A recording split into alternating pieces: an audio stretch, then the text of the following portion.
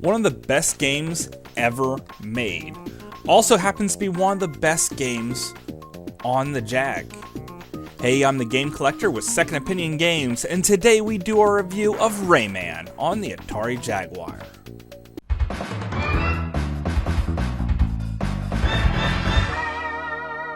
Second Opinion Games. Rayman may have came out first in the PlayStation 1, but it was originally scheduled to be a Jaguar exclusive. And I tell you what an exclusive this would have been. It just should have came out a lot sooner. And this game is hard, guys. And I mean really hard. So right off the start, put in the code to play Breakout for 50 lives per continue. And after you see how well thought out this minigame of Breakout is, then you'll start trying and trying again. And after about 2 hours of failing, then you'll put in the code to do 50 lives without the minigame of Breakout.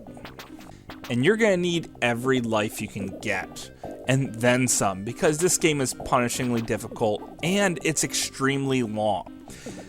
Rayman's looked at on the Jaguar as being one of the most expensive games. However, hour per dollar, this is the most fun you're going to have on the system. Yeah, you might spend $100 getting a box copy, but I'm telling you what, guys, you're also going to put 100 hours in it just trying to beat it. $1 per hour for entertainment is not bad. Of course, you're going to need a couple of extra dollars for new controllers because you're going to throw them at the ground and break them. So, how does the game sound? Well, it sounds amazing. Honestly, not as good as the PS1 game. I mean, they do have it on CD, and awesome ambient sound effects are kind of lost on the Jaguar, but it does have the music and some of the common noises. Overall, the music and sound effects are completely superb. This is one of the best sounding games on the Jag. So obviously you notice that it looks amazing too. And side-by-side comparisons, I think it actually looks better than the PlayStation 1. The colors are a bit sharper, and it might be just my imagination, but Rayman's hitbox seems to be a little bit smaller. Now, obviously the graphic Rayman's rather large, but his hitbox really isn't that big. And you'll find yourself pulling off maneuvers you didn't think were even possible without getting hit because of the smaller hitbox. And it really makes the game feel more fun, because you feel a lot more skilled than maybe even you are. And you're gonna need to be skilled, because, like I said before, the game's tough. You have to get every single one of these shine sprite things on every single level to even unlock the last boss of the game. Which means you're never going to see the last boss of the game. Let's just face it here, guys. Unless this is your game to play for the next year, you're just not going to do it. I've sunk tons of hours into the game, and I'm only right around 30%. So why is the game so hard?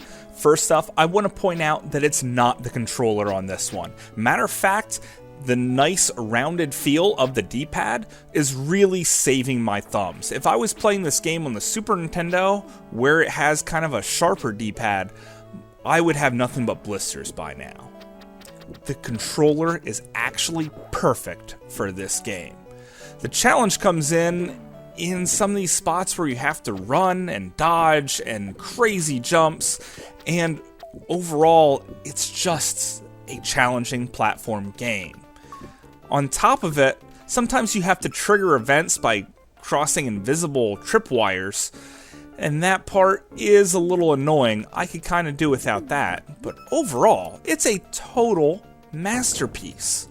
So the bosses are really cool as well. Basically, it's just memorize the pattern or Simon Says, but they come at you fast, and you really have to think on your feet. Mosquito is pretty neat, and then you could even ride them to take down a whole mission by itself. And there's this fat lady. I guess the game's not over even when the fat lady's done singing. Some of these bosses are super large, like this rock monster.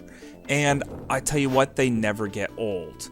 Sometimes they kill you a lot, but that's part of the challenge. And when you finally do succeed, you'll feel like the man. Honestly, guys, this is probably the best game on the Atari Jaguar. And anyone who says it isn't, probably never played it because they can't afford it. But that's just my opinion. Thanks for watching.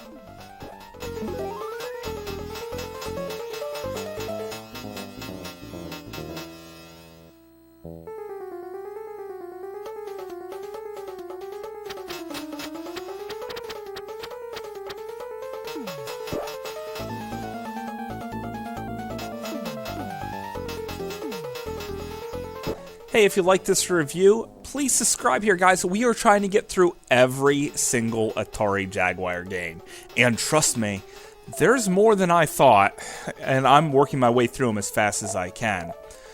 So, also, leave a comment. I like to hear from the outside world once in a while. And thanks again.